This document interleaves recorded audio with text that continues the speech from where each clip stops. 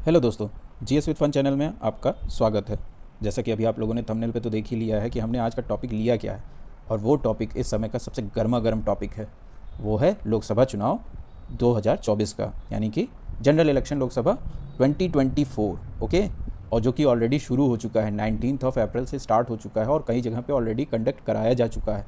कई जगह पे पोलिंग्स हो चुकी हैं और बहुत सारे कैंडिडेट्स ने जो न्यू हैं, जो फ्रेशर्स हैं इस जनरल इलेक्शन में, उन्होंने अपने वोट कास्ट भी किए हैं।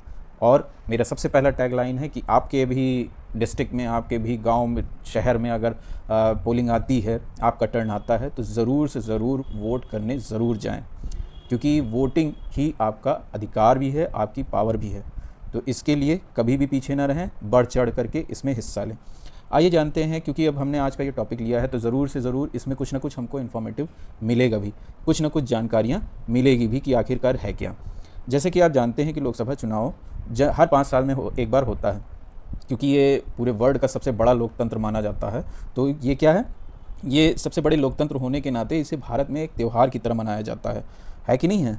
और यहाँ पे नागरिकों को ये तय करने का मौका मिलता है कि अगले 5 वर्ष तक उन पर कौन शासन करेगा, जो कि एक बहुत बड़ी चीज़ होती है। अब जो लोग वोट करने नहीं जाते, एक तरीके से तो उनको अधिकार ही नहीं होना चाहिए कि वो इस टॉपिक पे कुछ कह सके, क्योंकि उन्होंने तो वोट कास्ट ही नहीं किया है। हाँ, वोट कास्ट करने के बाद, वोट डालने के बाद अगर कोई ऐसी प्रॉब्लम आती है तो ज़रूर से ज़रूर आवाज़ उठा सकते हैं आप। ओके, तो जानते हैं आज इस बार 2024 के कुछ नए और रोचक तथ्यों के बारे में। ओके, अब जैसा कि अभी आप देख पा रहे हैं हमारे स्क्रीन पे एक फ़ोटो है जिसमें एक पर्सन है। बहुत सारे लोग उनको जानते भी होंगे, बहुत अच्छी तरीके से जानते होंगे।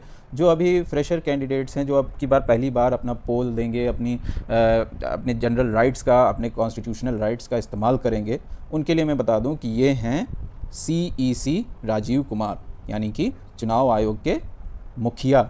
एक तरीके से आप इसे अध्यक्ष कह सकते हैं। और CEC का फुल फॉर्म होता है चीफ इलेक्शन कमिश्नर, ठीक है ना।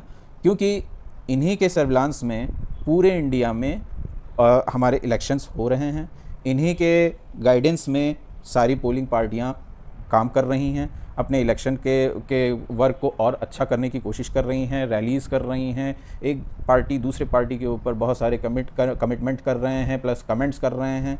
एक चीज़ अपनी तरफ से कमिट करते हैं कि मैं इसको पूरा करूंगा, मैं उसको पूरा करूंगा। तो उन सब चीज़ों को लेकर के ये पार्टियां, ये इन सारी पार्टियों पर नज़र रखने का काम हमारा क्या होता है, जो चुनाव आयोग होता है वो करता है। ओके, इतना क्लियर है। अब देख सकते हैं कि यहाँ पे क्या है, यहाँ पे लिखा हुआ है चुनाव का पर्व। क्यों? क्योंकि स्टार्टिंग में मैंने बोला था कि इंडिया में चुनाव, इलेक्शन को भी एक किस तरीके से, एक पर्व की तरह सेलिब्रेट किया जाता है, त्यौहार की तरह सेलिब्रेट किया जाता है। इतना क्लियर है? कोई डाउट? ओके, तो चलिए अब जानने की कोशिश करते हैं कुछ रोचक तथ्यों को। अब की बार इलेक्शन कमिश्नर के कुछ आंकड़ों के अनुसार लोकसभा चुनाव में, 2024 के लोकसभा चुनाव में मतदाताओं की कुल संख्या 96.8 करोड़ होगी। That means 96.8 crore. ओके, इस बार लोकसभा चुनाव में 1.8 करोड़ यानी कि 1.8 करोड़ पहली बार मतदाता होंगे और 20 से 29 आयु वर्ग के 19.47 करोड़ मतदाता होंगे। युवा भारत इस चुनाव में बढ़ चढ़ कर हिस्सा लेगा।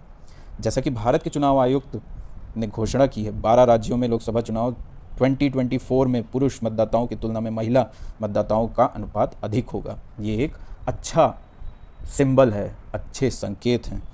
इस लोकसभा चुनाव में 85 लाख से अधिक पहली बार मतदाता अपने मताधिकार का प्रयोग करेंगे।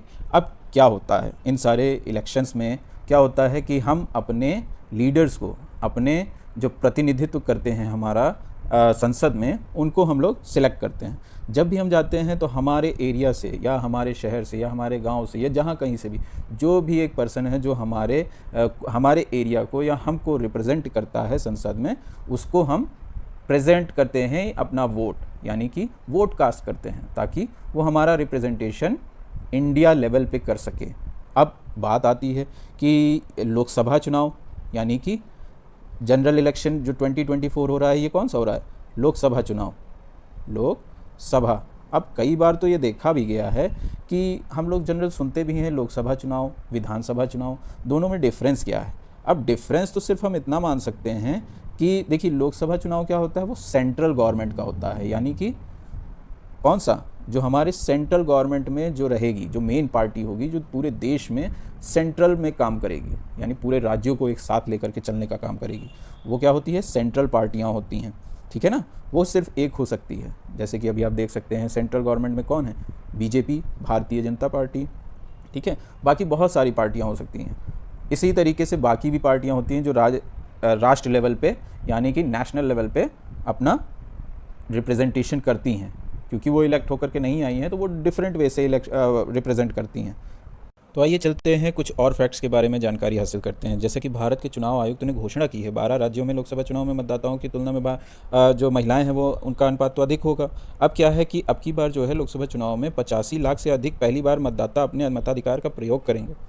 97 करोड़ रजिस्टर्ड मतदाता और 10.5 यानी कि 10.5 लाख मतदाता केंद्र, 1.5 करोड़ यानी कि 1.5 करोड़ मतदाता अधिकारी और सुरक्षा कर्मचारी, 55 लाख ईवीएम और 4 लाख वाहन हैं। ये सारे आंकड़े जो हैं क्या है? इलेक्शन कमीशन ने जारी किए हैं। 82 लाख दिव्यांगजन, 2.2 लाख यानी 2.2 लाख, 100 प्लस और 48,000 तृतीय लिंग मतदाता के साथ, यानी कि तृतीय लिंग मतदाता का मतलब होता है ट्रांसजेंडर। मतदाता श्रेणियों में वृद्धि यानी कि इंक्रीमेंट हुआ है। समावेशी सूची के प्रति ईसीआई यानी कि इलेक्शन कमीशन की प्रतिबद्धता को दर्शाती है। भारतीय आम चुनाव दुनिया के सबसे बड़े चुनावों में से एक है। यह चुनाव या सामग्री का दुनिया का सबसे बड़ा चुनावी आंदोलन है। इस विशाल अभ्यास को करने के लिए 55 लाख ईवीएम का उपयोग किया जाएगा। आप समझ सकते हैं कि कितने वास्ट लेवल पे, कितने बड़े लेवल पे इस चीज़ को किया जा रहा है, कंडक्ट किया जा रहा है, ऑर्गेनाइज़ किया जा रहा है।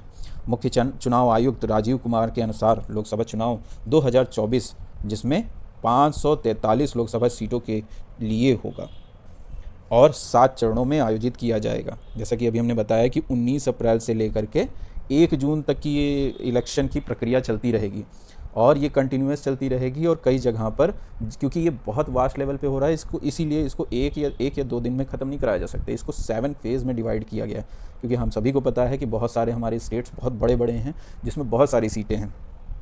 ओके, जिसका रिज़ल्ट यानी कि जो हमारा इलेक्शन का रिज़ल्ट है वो कब अनाउंस होगा? वो होगा 4 जून को। तारीख याद रखिएगा, क्योंकि इसी दिन आपको पता चलेगा कि अगले 5 साल तक की हमारे केंद्र में कौन सी सरकार रहेगी। इतना क्लियर है? अब कुछ और भी तथ्य जान लेते हैं कि अनुच्छेद 370 के उन्मूलन, अयोध्या में भगवान राम के हिंदू मंदिर के निर्माण और नागरिकता संशोधन अधिनियम के कार्यान्वयन जैसे ऐतिहासिक घटनाओं के बाद यह पहला आम चुनाव होगा। इस चुनाव में मौजूदा प्रधानमंत्री श्री नरेंद्र मोदी लगातार तीसरी बार प्रधानमंत्री पद की दौड़ में होंगे। आंध्र प्रदेश, अरुणाचल प्रदेश, उड़ीसा और सिक्किम राज्यों में विधानसभा चुनाव आम चुनाव के साथ साथ 16 राज्यों में 35 सीटों के लिए उपचुनाव भी होंगे। इतना क्लियर है? तो चलिए दोस्तों, वीडियो को ज़्यादा लंबा ना खींचते हुए इस वीडियो को हम यहीं एंड करेंगे, बट उससे पहले आप लोग को कुछ हमारे क्वेश्चंस के आंसर कमेंट सेक्शन में देने होंगे। ओके, तो उससे हमको पता चलेगा कि आपको लोकसभा चुनाव के बारे में क्या क्या जानकारियाँ हैं। ओके, तो सबसे पहले आप हमको जो भी हमारे व्यूवर्स हैं वो इस वीडियो को देख रहे हैं तो वो ज़रूर से ज़रूर इन क्वेश्चंस का आंसर देंगे। तो हमारा पहला क्वेश्चन है कि आपकी स्टेट में कितनी लोकसभा सीटें हैं? मैं फिर से अपने क्वेश्चन को दोहराता हूँ, आपके स्टेट में कितनी लोकसभा की सीटें हैं? और हमारा दूसरा क्वेश्चन है, हाँ, आपकी स्टेट में कितनी विधानसभा की सीटें हैं?